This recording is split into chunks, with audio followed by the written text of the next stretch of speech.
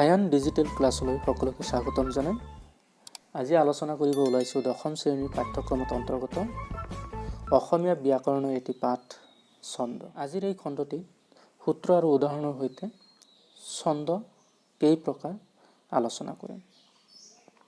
ছন্দ কাক বোলে এই সম্পৰ্কে আগৰ খণ্ডটিত আলোচনা কৰা হৈছে যদিও ছন্দ কাক কোৱা হয় সেই সম্পৰ্কে সংক্ষিপ্ত আলোচনা কৰিছে।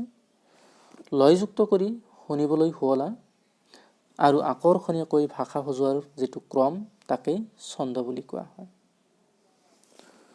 আমি কবিতা ফাঁকিসমূহলৈ মন কৰিলে দেখা পাম যে কবিতাৰ প্ৰত্যেকটো শব্দ এটা ক্ৰম অনুসৰি সজোৱা হৈছে আৰু কবিতাৰ ভাষাসমূহত লয়যুক্ত হৈ থাকে আৰু সেই হিচাপে ইয়াক ছন্দ বুলি কোৱা হয়। আৰু কবিতাৰ সেই কথাখিনি যেতিয়া আমি গদ্য আকাৰে প্ৰকাশ কৰিম তেতিয়া কোনো ধৰণৰ লয়যুক্ত নাথাকে, গতিকে তাক ছন্দ বুলি কোৱা নহয়। ছন্দ মূলতঃ দুই প্ৰকাৰৰ, মিত্ৰাক্ষৰ ছন্দ যাক মিলিতান্তক ছন্দ বুলি কোৱা হয়, অমিত্ৰাক্ষৰ ছন্দ যাক অমিলিতান্ত ছন্দ বুলি কোৱা হয়। মিত্ৰাক্ষৰ ছন্দ হৈছে যি ছন্দত প্ৰথম চৰণৰ শেষ বৰ্ণ আৰু দ্বিতীয় চৰণৰ শেষ বৰ্ণৰ ধ্বনিগত মিল থাকে তাক মিত্ৰাক্ষৰ বা মিলিতান্তক ছন্দ বুলি কোৱা হয়। উদাহৰণ হিচাপে সৈয়দ আব্দুল মালিক দেৱৰ মই অসমীয়া কবিতাটিৰ পৰা কবিতাংশ লোৱা হৈছে, যেনে চিনি পাম বুজি পাম আমৰণ সৰগত মোৰ এই ভাষা অসমীয়া সৰগৰ গীত এৰি শুনিম দোকান পাতি অসমৰ গীতটি সুৰীয়া। ইয়াতে চিনি পাম বুজি পাম আমৰণ সৰগত মোৰ এই ভাষা অসমীয়া প্ৰথম চৰণৰ শেষ বৰ্ণ ইয়া আৰু দ্বিতীয় চৰণৰ শেষ বৰ্ণ ইয়া, অৰ্থাৎ ইয়াৰ ধ্বনিগত মিল আছে, গতিকে ই মিত্ৰাক্ষৰ ছন্দ। আনহাতে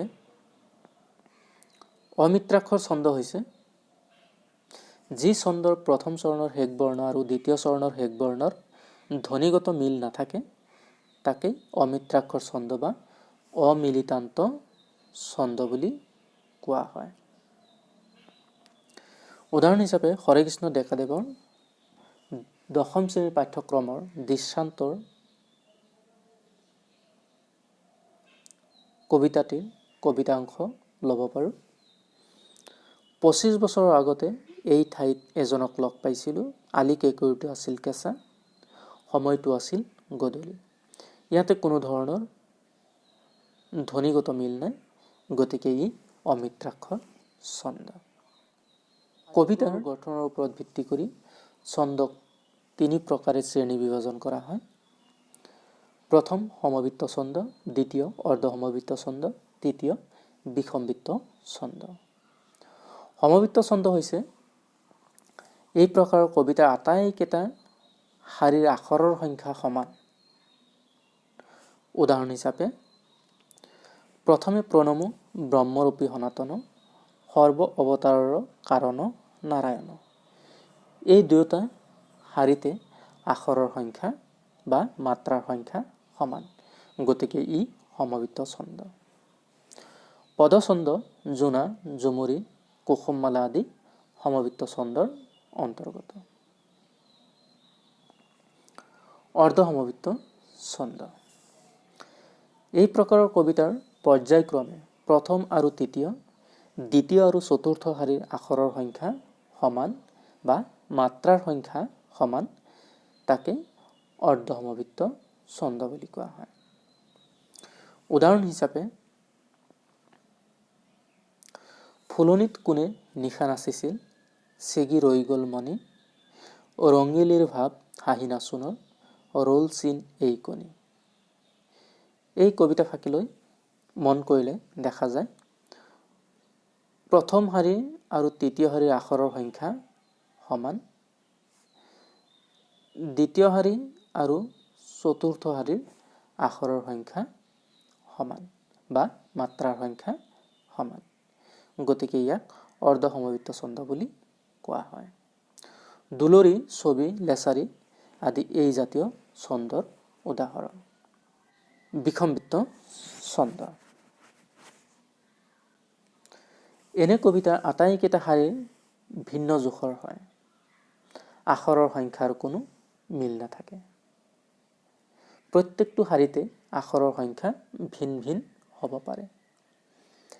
উদাহৰণ হিচাপে যাদৱ যদু নন্দন মাধৱ মধুসূদন তুমি নিত্য নিৰঞ্জন নাৰায়ণ তোমাতো লৈলো শৰণ। ইয়াতে প্ৰত্যেকটো শাৰীৰ আখৰৰ সংখ্যা বা মাত্ৰাৰ সংখ্যা বেলেগ বেলেগ, গতিকে ই বিসম্বিত ছন্দ। আধুনিক কবিতাসমূহত এই বিসম্বিত ছন্দ বেছিকৈ দেখিবলৈ পোৱা যায়, অৰ্থাৎ অমিত্ৰাক্ষৰতাই ইয়াৰ প্ৰধান লক্ষণ। আশা কৰোঁ ছাত্ৰ ছাত্ৰীসকল তোমালোকে ছন্দ কাক বোলে, ই কেই প্ৰকাৰ আৰু কি কি সেই সম্পৰ্কে কিছু কথা জানিব পাৰিছা। পৰৱৰ্তী খণ্ডত আলোচনা কৰিম অসমীয়া কাব্যত সততে ব্যৱহাৰ হোৱা আন কেইবিধমান ছন্দৰ বিষয়ে। গতিকে তোমালোকে অহা খণ্ডটি চাবলৈ নাপাহৰিবা। আজিলৈ ইমানতে সামৰিছোঁ। ধন্যবাদ।